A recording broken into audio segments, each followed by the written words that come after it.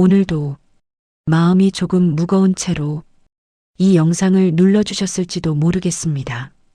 괜찮습니다. 굳이 괜찮은 척하지 않으셔도 됩니다. 이 영상에서는 당신을 더 나아지게 하려 하지 않겠습니다. 무언가를 고치라고 말하지도 않겠습니다. 그저 지금의 마음을 잠시 이 자리에 그대로 두어도 괜찮다는 이야기를 조용히 드리려 합니다. 살다 보면 고통은 생각보다 오래 머뭅니다. 없애려고 애쓸수록 오히려 더 또렷해지기도 하지요. 오늘은 그 고통을 밀어내지 않고 그 옆에 조용히 앉아보려 합니다. 지금 이 순간 숨을 하나 들이쉬고 천천히 내쉬어 보셔도 좋겠습니다. 아무것도 바꾸지 않아도 됩니다. 아무것도 결론 내리지 않아도 됩니다. 이 시간만큼은 당신이 애써야 할 일은 아무것도 없습니다.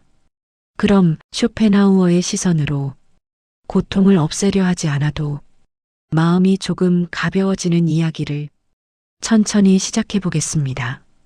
우리는 살아오면서 고통을 그대로 두는 법을 배운 적이 거의 없습니다. 아프면 참아야 했고 힘들면 견뎌야 했습니다. 어릴 때부터 우리는 이렇게 배워왔습니다. 울면 약해 보인다고, 힘들다고 말하면 부담이 된다고. 그래서 고통은 말해지기보다 삼켜졌고 표현되기보다 눌렸습니다. 처음에는 그렇게 하는 것이 맞는 줄 알았습니다. 조금만 참으면 괜찮아질 거라고, 시간이 지나면 잊혀질 거라고 믿었습니다. 하지만 고통은 잊히기보다 쌓였습니다. 겉으로는 아무 일 없는 듯 살아가면서도 마음속 어딘가에는 늘 지워지지 않는 무게가 남아 있었습니다. 우리는 그 무게를 없애기 위해 정말 많은 노력을 해왔습니다. 더 바쁘게 지내보기도 했고 생각할 틈이 없도록 하루를 채워보기도 했습니다. 때로는 스스로를 다그치기도 했습니다. 이 정도로 힘들어하면 안 된다. 다들 이렇게 산다. 나만 유난인 건 아닐까? 이 말들은 우리를 계속 움직이게 했지만 마음을 편하게 하지는 못했습니다. 오히려 고통 위에 또 다른 고통을 쌓아 올렸습니다. 고통스러워하는 자기 자신을 못마땅해 하는 마음, 이 정도도 견디지 못하는 자신에 대한 실망. 그렇게 고통은 단순한 아픔이 아니라 스스로를 책망하게 만드는 이유가 되었습니다. 우리는 고통을 없애려 정말 성실하게 살아왔습니다. 버티면 언젠가는 괜찮아질 거라고 믿었고 지나가면 나아질 거라고 생각했습니다. 하지만 현실은 조금 달랐습니다. 하나의 고통이 지나간 자리에는 완전한 평안이 오기보다는 다음 고통이 올 자리가 미리 마련되어 있는 경우가 더 많았습니다. 그래서 마음은 늘 긴장한 채로 살아왔습니다.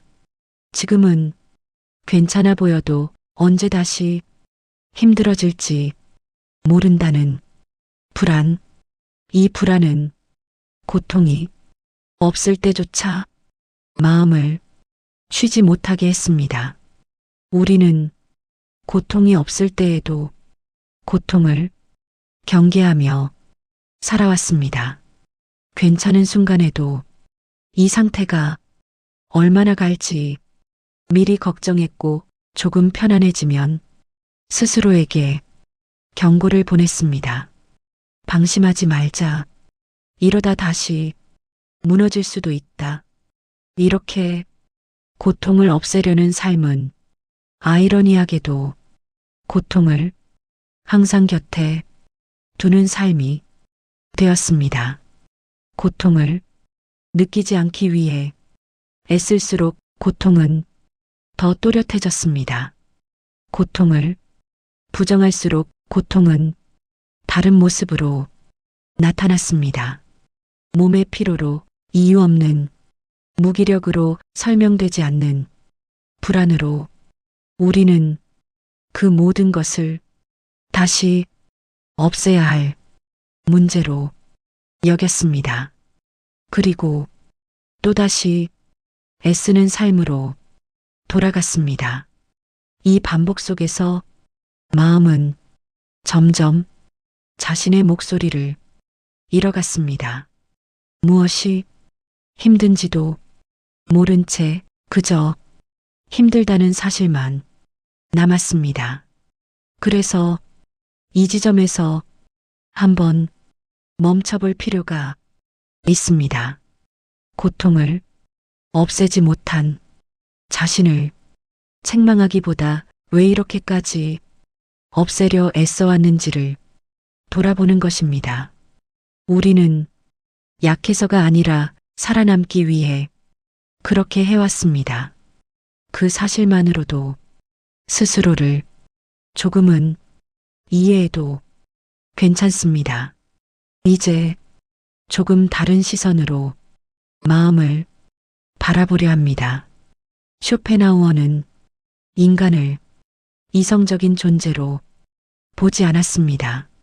그는 인간을 생각하는 존재라기보다 원하는 존재로 보았습니다.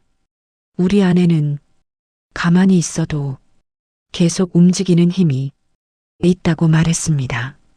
그 힘은 쉬라고 말하지 않습니다. 그 힘은 늘 다음을 요구합니다. 조금 더 나아진 상태, 조금 덜 아픈 상태, 조금 더 안전한 상태. 쇼펜하우어는 이 힘을 의지라고 불렀습니다. 의지는 조용하지 않습니다. 겉으로는 차분해 보여도 속으로는 끊임없이 속삭입니다. 지금은 아직 괜찮지 않다고, 이 상태는 머물러도 될 자리가 아니라고. 그래서 마음은 늘 중간 지점에 머뭅니다. 완전히 힘들지도 않고 완전히 편안하지도 않은 상태. 의지는 이 상태를 견디지 못합니다. 그래서 마음에 과제를 줍니다. 조금만 더 참아보자. 이번만 넘기자. 이 다음엔 괜찮아질 거야. 이 말들은 희망처럼 들리지만 마음을 쉬게 하지는 못합니다. 왜냐하면 의지는 결코 지금 이 순간을 충분하다고 인정하지 않기 때문입니다. 지금이 충분하지 않다는 이 생각이 마음을 계속 긴장시키는 근원입니다. 의지는 고통이 있을 때 더 강해집니다. 고통이 문제라고 규정되는 순간 의지는 해결하라고 명령합니다. 그리고 그 해결이 당장 이루어지지 않으면 마음은 조급해집니다. 왜 아직도 이 상태일까? 나는 왜 이만큼밖에 못 견딜까? 이 질문들은 고통을 줄이기보다 고통 위에 또 다른 압박을 얹습니다. 쇼펜하우어는 이 지점을 아주 냉정하게 바라보았습니다. 그는 의지가 만족하는 순간은 거의 없다고 말했습니다. 하나의 욕망이 채워지면 곧 다음 욕망이 고개를 듭니다. 하나의 불안이 잠잠해지면 곧 다른 불안이 자리를 차지합니다. 그래서 의지가 지배하는 삶은 늘 바쁜 삶이 됩니다. 몸이 바쁘지 않아도 마음은 항상 무언가를 하고 있습니다. 괜찮아지기 위해 계획하고 다시 흔들리지 않기 위해 대비하고 지금의 상태를 평가합니다. 이때 마음은 한 번도 완전히 쉰 적이 없습니다. 의지는 휴식을 허락하지 않습니다. 의지는 쉼마저도 목표로 만들어버립니다. 이번 주말엔 꼭 쉬어야지. 이만큼 했으니 이제 좀 편해져도 되잖아. 하지만 이렇게 의지로 만든 쉼은 오히려 긴장을 남깁니다. 왜냐하면 쉼조차 잘해야 할 과제가 되기 때문입니다. 그래서 사람은 쉬고 나서도 피곤합니다. 몸은 잠시 멈췄을지 몰라도 마음은 끝까지 놓지 않았기 때문입니다. 쇼펜하우어는 이 지점에서 중요한 말을 남깁니다. 의지는 이겨야 할 대상이 아니라고. 의지를 억누르려는 순간 우리는 이미 의지의 논리 안에 들어와 있다고. 의지는 싸움 속에서 더 강해집니다. 그러나 의지는 바라보는 순간 조금 느슨해집니다. 지금 당신의 마음이 조금 더 나아진 상태를 기다리고 있다는 사실, 조금 덜 아픈 미래를 상상하고 있다는 사실, 그 사실을 판단 없이 알아차리는 순간 의지는 잠시 힘을 잃습니다. 이것은 크게 느껴지지 않을 변화입니다. 아주 미세한 차이입니다. 하지만 이 작은 틈이 마음의 방향을 바꾸기 시작합니다. 우리는 완전한 평안을 얻지 못해도 괜찮습니다. 쇼펜하우어는 그것을 약속하지 않았습니다. 그가 말한 것은 다만 이것이었습니다. 조금 덜 휘둘리는 마음, 의지가 항상 앞장서지 않아도 되는 상태, 그 정도면 충분하다고 그는 말합니다. 이제 다음으로 넘어가려 합니다. 의지를 멈추려 하지 않고 고통을 없애려 하지 않은 채 그 옆에서 어떻게 숨을 쉴 수 있는지 다음 파트에서는 그 이야기를 조용히 이어가겠습니다. 이제 조금 더 천천히 가보겠습니다. 앞에서는 고통을 없애려는 마음과 그 마음을 쉬지 못하게 만드는 의지에 대해 이야기했습니다. 이제는 무엇을 이해하려 하기보다 지금 이 순간에 머무는 쪽으로 한 발 옮겨가 보려 합니다. 고통이 있을 때 사람은 본능적으로 두 가지 반응을 보입니다. 하나는 고통을 밀어내려는 것이고 다른 하나는 고통 속으로 완전히 잠겨버리는 것입니다. 겉으로 보기에는 정반대처럼 보이지만 이 두 태도는 같은 뿌리를 가지고 있습니다. 지금 이 상태로는 머물 수 없다는 마음입니다. 고통을 없애려 애쓰는 사람은 고통이 여기 있다는 사실을 견디지 못합니다. 반대로 고통에 잠긴 사람은 이 상태에서 벗어날 수 없다고 믿으며 숨을 더 조입니다. 그러나 이 두 방식 모두 마음을 지치게 합니다. 그래서 여기서 아주 작은 전환이 필요합니다. 고통을 바꾸려 하지 않고, 고통을 설명하려 하지 않고, 그저 고통이 있는 상태에서 숨이 이어지고 있다는 사실을 허용하는 것입니다. 고통과 함께 숨 쉰다는 말은 대단한 수행을 의미하지 않습니다. 특별한 자세도 집중도 필요하지 않습니다. 그저 지금 이 순간에도 숨이 들어오고 숨이 나가고 있다는 사실을 알아차리는 정도면 충분합니다. 숨을 깊게 쉬지 않아도 괜찮습니다. 호흡을 조절하려 하지 않아도 괜찮습니다. 숨이 불편하게 느껴져도 괜찮습니다. 그 모든 것이 지금의 상태일 뿐입니다. 사람은 고통 속에 있을 때 자기도 모르게 호흡을 멈추듯 살아갑니다.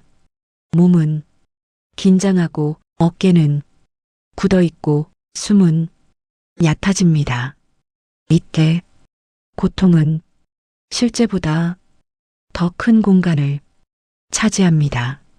그러나 숨을 있는 그대로 허용하는 순간 고통은 조금 다른 자리를 갖게 됩니다. 고통은 여전히 존재하지만 숨쉬는 나와 같은 공간을 나누게 됩니다. 이것은 아주 중요한 변화입니다.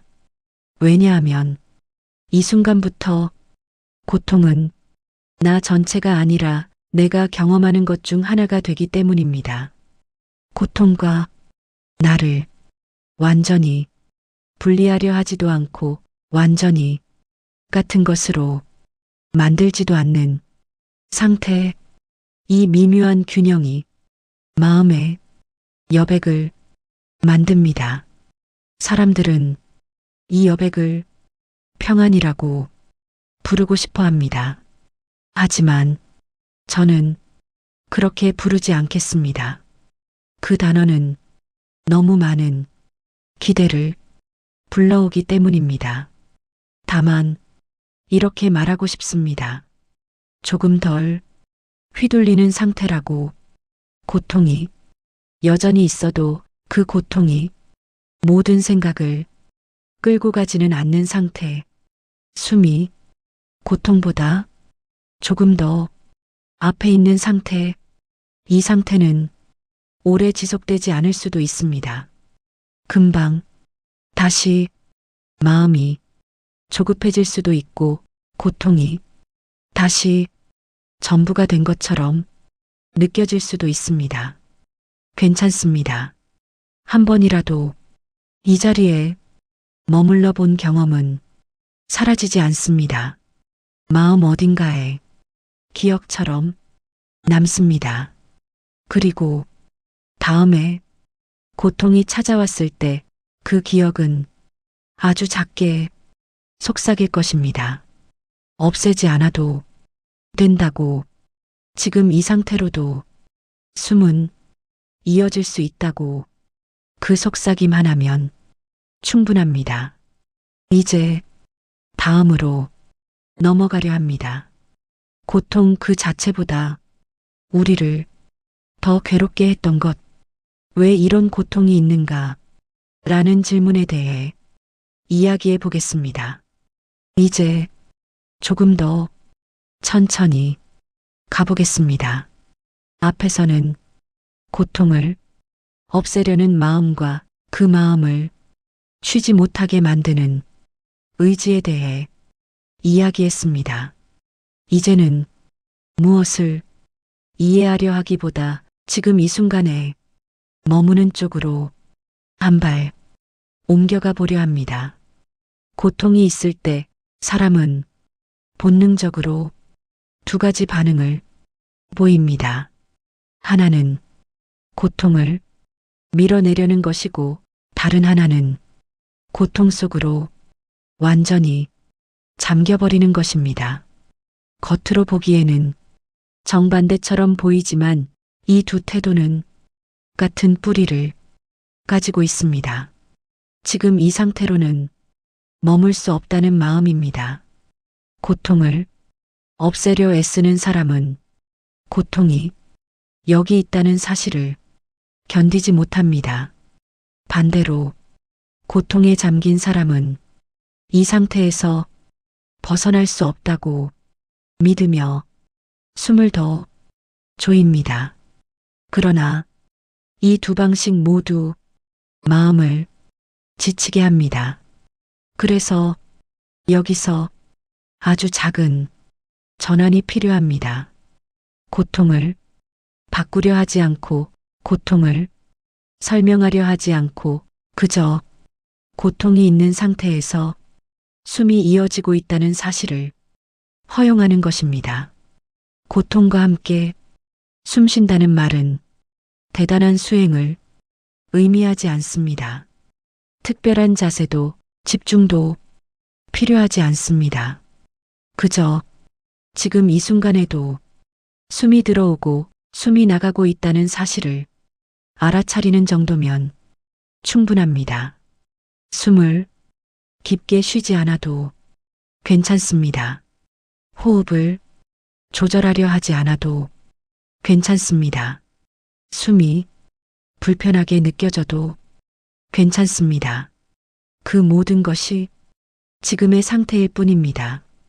사람은 고통 속에 있을 때 자기도 모르게 호흡을 멈추듯 살아갑니다.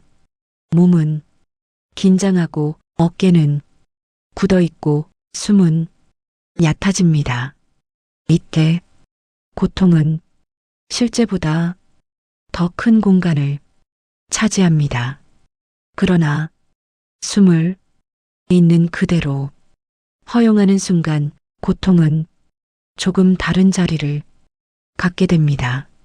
고통은 여전히 존재하지만 숨쉬는 나와 같은 공간을 나누게 됩니다. 이것은 아주 중요한 변화입니다.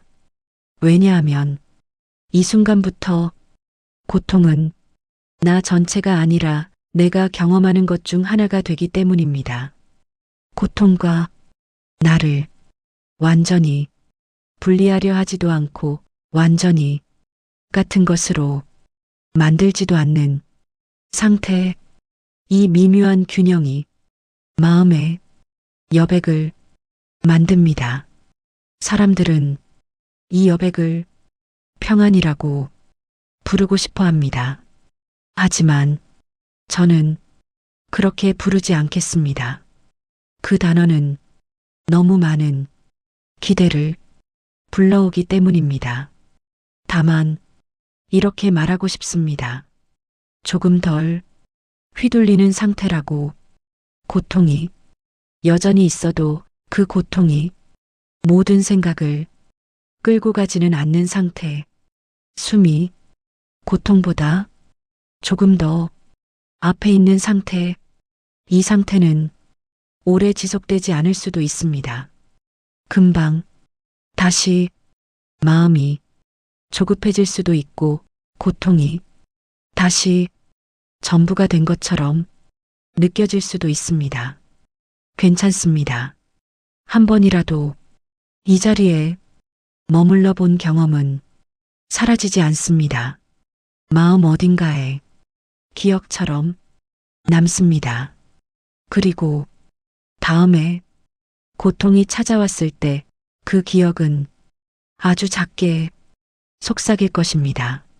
없애지 않아도 된다고. 지금 이 상태로도 숨은 이어질 수 있다고. 그 속삭임 하나면 충분합니다. 이제 다음으로 넘어가려 합니다. 고통 그 자체보다 우리를 더 괴롭게 했던 것, 왜 이런 고통이 있는가? 라는 질문에 대해 이야기해 보겠습니다.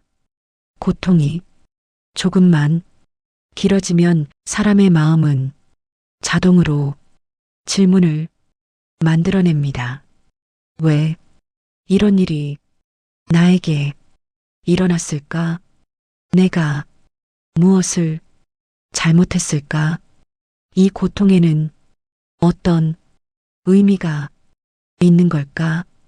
이 질문들은 이해하려는 시도처럼 보입니다. 이성적인 태도처럼 보이기도 합니다. 하지만 마음을 가만히 살펴보면 이 질문들은 고통을 줄이기보다 오히려 붙잡고 있는 경우가 더 많습니다. 질문이 생기는 순간 고통은 단순한 감각이 아니라 사건이 됩니다. 사건이 된 고통은 설명을 요구합니다. 설명되지 않으면 마음은 쉬지 못합니다. 그래서 사람은 고통 속에서도 계속 생각합니다. 과거를 되돌아보고 말 한마디, 선택 하나를 곱씹으며 원인을 찾아냅니다. 혹은 미래를 앞당겨 상상하며 이 고통이 어디까지 이어질지를 그려봅니다. 그러나 솔직히 말해보겠습니다. 지금까지 당신이 겪어온 고통들 가운데 완전히 납득 가능한 설명을 얻은 경우가 얼마나 있었습니까? 대부분의 고통은 이해되지 않은 채로 지나갔고 이해되지 않은 채로 쌓였습니다. 그럼에도 우리는 계속 묻는 쪽을 선택해왔습니다. 왜냐하면 묻지 않으면 아무것도 잡을 수 없을 것 같았기 때문입니다. 질문은 통제의 형태이기도 합니다. 이유를 알면 다음에는 피할 수 있을 것 같고 의미를 찾으면 조금은 견딜 수 있을 것 같기 때문입니다. 하지만 쇼펜하우어는 이 지점에서 아주 냉정했습니다. 그는 세계가 이성적으로 설계되었다고 믿지 않았습니다. 삶은 설명 가능한 질서라기보다 맹목적인 의지가 스스로를 드러내는 과정에 가깝다고 보았습니다. 그렇기에 모든 고통에 이유가 있을 것이라는 기대는 자주 좌절로 끝납니다. 이 좌절이 쌓이면 사람은 두 가지 중 하나를 선택합니다. 하나는 자기 자신을 탓하는 것이고 다른 하나는 세상을 원망하는 것입니다. 그러나 어느 쪽도 마음을 가볍게 하지는 못합니다. 자책은 고통 위에 죄책감을 더하고 원망은 세상 전체를 위험한 곳으로 만듭니다. 그래서 여기서 하나의 다른 선택을 제안해 보려 합니다. 고통을 질문으로 만들지 않는 선택입니다. 이것은 체념이 아닙니다. 포기도 아닙니다. 그저 이렇게 말하는 것입니다. 지금 이 고통은 설명되지 않아도 존재한다. 이 문장은 아주 단순하지만 마음에 큰 변화를 가져옵니다. 왜냐하면 질문이 사라지는 순간 마음속에서 계속 돌아가던 생각의 톱니대가 멈추기 때문입니다. 묻지 않게 되면 답을 찾느라 소모되던 에너지가 조금 남습니다. 그 에너지는 문제를 해결하는데 쓰이지 않고 지금 이 순간을 버티는데 쓰입니다. 괴로움이 더 이상 질문이 아닐 때 고통은 이야기가 되지 않습니다. 나는 왜 이런 고통을 겪는 사람인가? 라는 서사가 조용히 사라집니다. 그 자리에 남는 것은 설명되지 않은 감각, 그리고 그 감각과 함께 존재하는 나 자신입니다. 이 상태는 처음에는 불안하게 느껴질 수도 있습니다. 질문이 없다는 것은 붙잡을 것이 없다는 뜻처럼 느껴지기 때문입니다. 그러나 조금만 머물러 보면 이 상태에는 이상한 안정이 있습니다. 고통이 여전히 있어도 마음이 그 고통을 끌고 어디론가 달려가지 않기 때문입니다. 이것은 고통이 사라진 상태가 아닙니다. 다만 고통이 마음을 끌고 다니지 않는 상태입니다. 그리고 이 차이는 생각보다 큽니다. 이제 다음 파트에서는 고통을 무디게 하려는 시도 대신 고통에 붙들린 마음을 어떻게 조금씩 놓을 수 있는지에 대해 이야기해 보겠습니다. 고통이 계속될 때 사람은 자주 이렇게 바랍니다. 차라리 아무것도 느끼지 않았으면 좋겠다고, 마음이 조금이라도 무뎌졌으면 좋겠다고, 아픔이 둔해지고 감정이 줄어들면 덜 괴로울 것이라 생각합니다. 그래서 우리는 스스로도 모르게 느낌을 차단하려 합니다. 생각을 줄이고 감정을 닫고 아무 일도 없는 사람처럼 지내보려 합니다. 하지만 덜 느끼는 상태는 결코 편안함과 같지 않습니다. 느낌을 닫는 마음은 고통뿐 아니라 미세한 안정감과 숨의 감각까지 함께 닫아버립니다. 그래서 마음은 잠시 조용해진 것처럼 보이지만 그 안에는 단단한 긴장이 남습니다.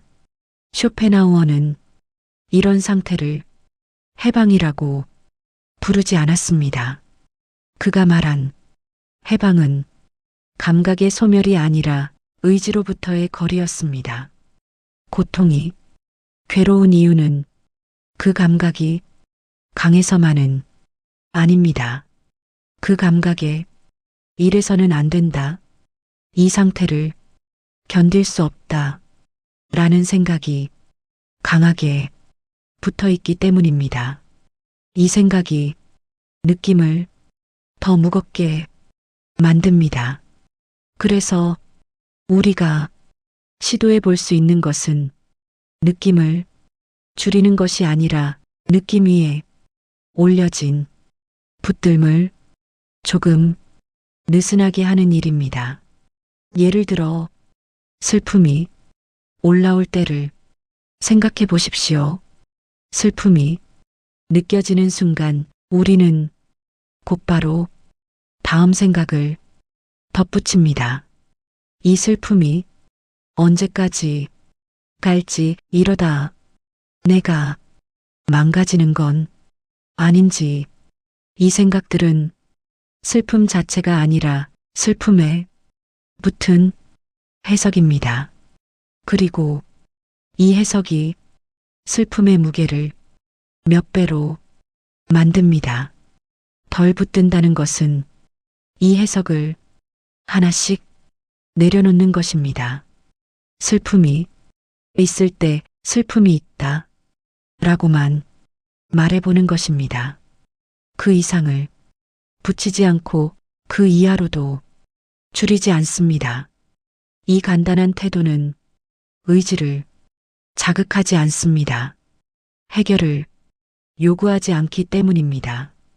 그래서 마음은 조금 힘을 빼게 됩니다.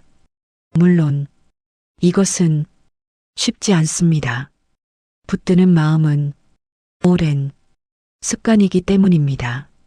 우리는 오랫동안 느낌을 판단하며 살아왔습니다.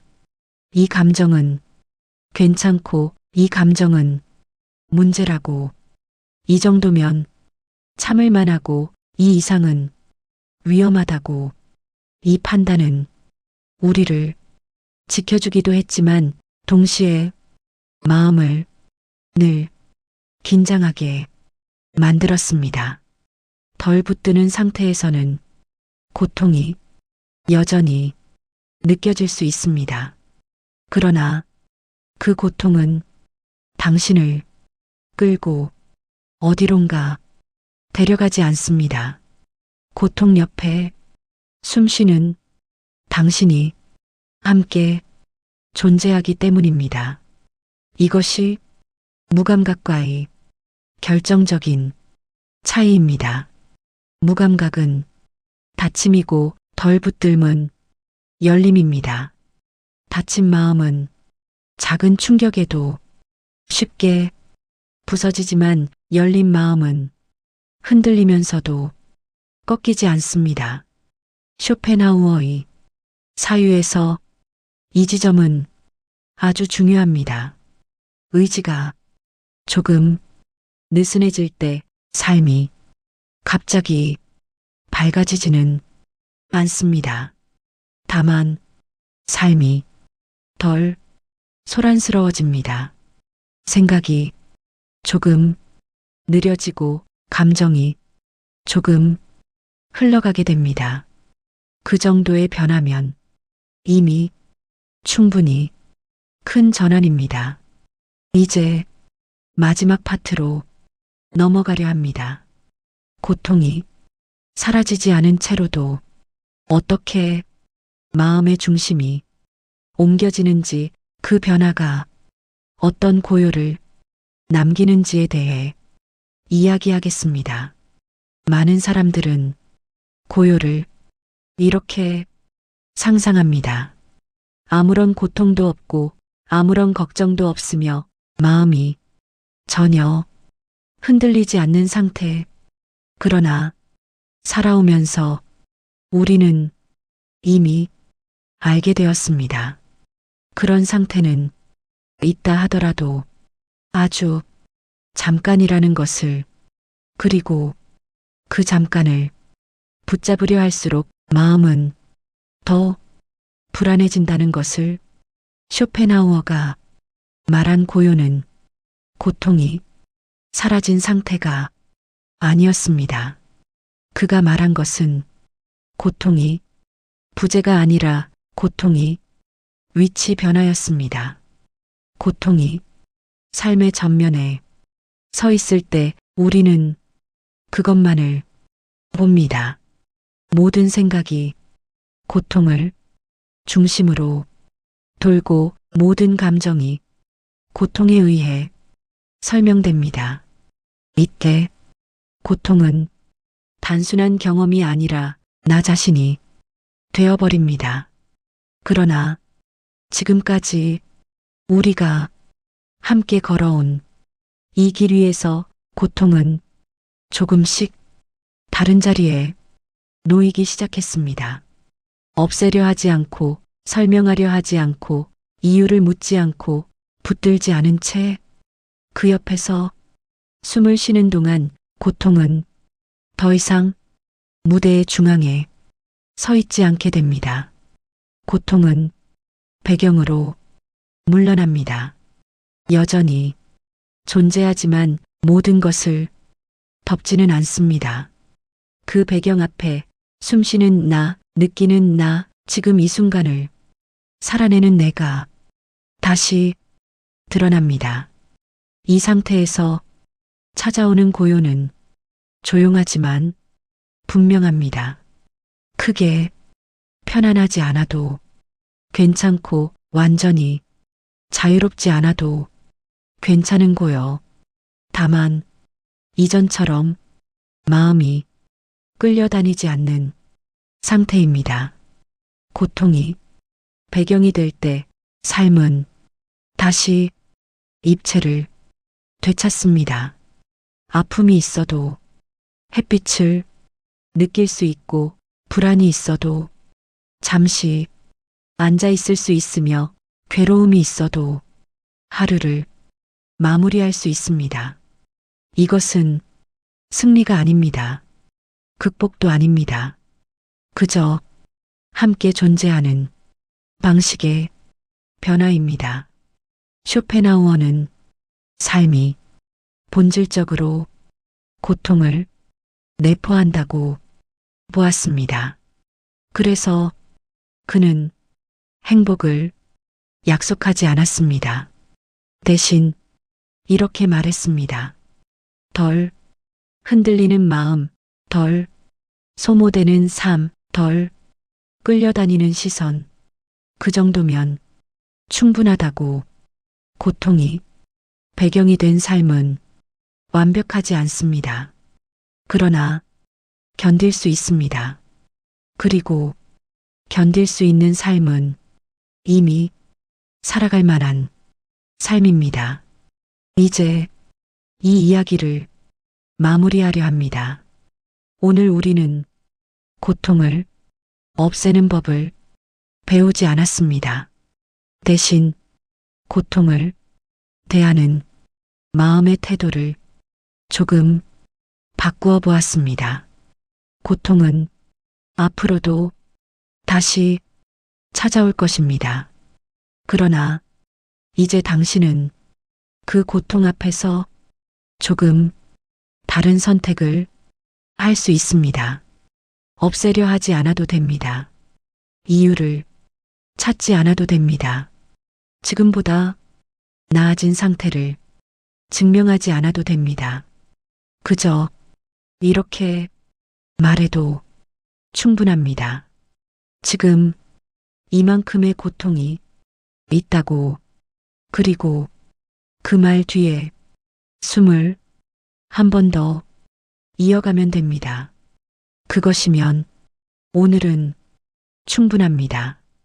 혹시 괜찮으시다면 이 영상을 마치며 댓글에 한 줄만 남겨주셔도 좋겠습니다. 긴 말이 아니어도 됩니다. 생각이 정리되지 않아도 괜찮습니다. 오늘은 그냥 듣고 갑니다. 이 한 문장만으로도 서로에게 조용한 인사가 됩니다. 오늘도 여기까지 와주셔서 고맙습니다. 잘 버텨주셨습니다.